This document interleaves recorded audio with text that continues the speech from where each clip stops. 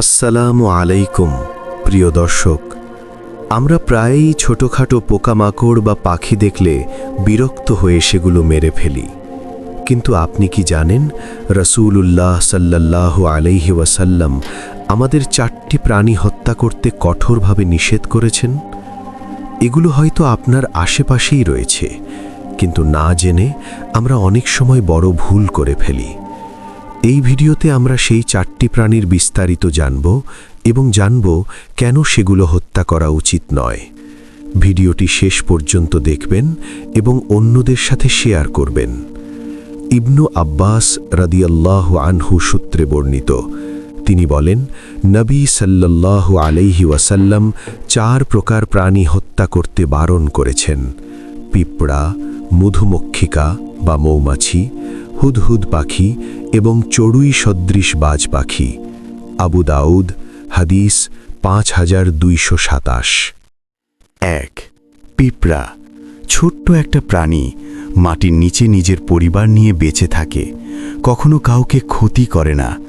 পিঁপড়া কেন মারা যাবে না, এর কারণ হলো পিঁপড়ারাও আল্লাহর তসবিহ পড়ে, তারাও আল্লাহর কাছে প্রার্থনা করে। রাসূল সাল্লাল্লাহু আলাইহি ওয়াসাল্লাম বললেন, নিশ্চয় আল্লাহ, তার ফেরেশতারা এবং আসমান জমিনের অধিবাসীরা, এমনকি গর্তের পিঁপড়া এবং পানির মাছ পর্যন্ত সেই ব্যক্তির জন্য দোয়া করে যে মানুষকে কল্যাণকর জ্ঞান শিক্ষা দেয়। সহিহ তিরমিজি, হাদিস 2685। তাই অহেতুক পিঁপড়াদের হত্যা করা উচিত নয়।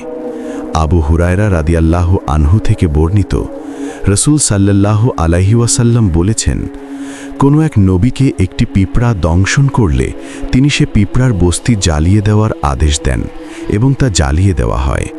তখন আল্লাহ তাআলা তার প্রতি ওয়াহী প্রেরণ করে বলেন, তোমাকে তো একটা পিঁপড়া দংশন করেছে, আর তুমি এমন এক জাতিকে ধ্বংস করলে যারা আল্লাহর মহিমা ও পবিত্রতা ঘোষণা করত। সুনানে নাসাই, হাদিস 4358। তবে কোনো পিঁপড়া যদি ক্ষতি করে তবে তাকে তাড়ানোর ব্যবস্থা নেওয়া যেতে পারে। 2. মৌমাছি। মহান আল্লাহর অপূর্ব সৃষ্টি, যাকে আরবিতে বলা হয় নাহাল। পবিত্র কোরআনে নাহাল নামে একটি সূরাই অবতীর্ণ হয়েছে। মৌমাছি আমাদের জন্য উৎকৃষ্ট মধু আহরণ করে।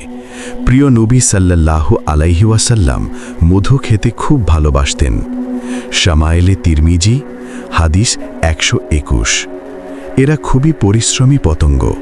ফুলের রস মুখে নিয়ে শতভাগ ভেজালমুক্ত 1 ফোঁটা মধু তৈরি করতে যে শ্রম ও সময় ব্যয় করে সেটা বিস্ময়কর। 1 পাউন্ড মধু বানাতে 550 মৌমাছিকে প্রায় 20 লাখ ফুলে ভ্রমণ করতে হয়। আবার 1 পাউন্ড মধু সংগ্রহ করতে একটি কর্মী মৌমাছিকে প্রায় 14.5 লাখ কিলোমিটার পথ অতিক্রম করতে হয়, যা দিয়ে পৃথিবীকে 3 বার প্রদক্ষিণ করা সম্ভব। যদি মৌমাছি ফুলে ফুলে উড়ে মধু আহরণ না করে, তাহলে তাদের গায়ে ফুলের পরাগরেণু লাগবে না। সেই রেণু অন্য ফুলের গায়ে না লাগলে হবে না পরাগায়ন। খুব কম সময়ের মধ্যে পৃথিবীতে আমাদের চেনা জানা কোনো গাছের অস্তিত্ব আর থাকবে না। এত কঠোর পরিশ্রমী ও উপকারী একটি প্রাণীকে হত্যা করা কত বড় অন্যায়। 3. হুদহুদ পাখি। একটি ছোট পাখি, কিন্তু ইতিহাসে যার সম্মান অনেক বড়। এই পাখিই ছিল একসময় সত্যের বার্তাবাহক।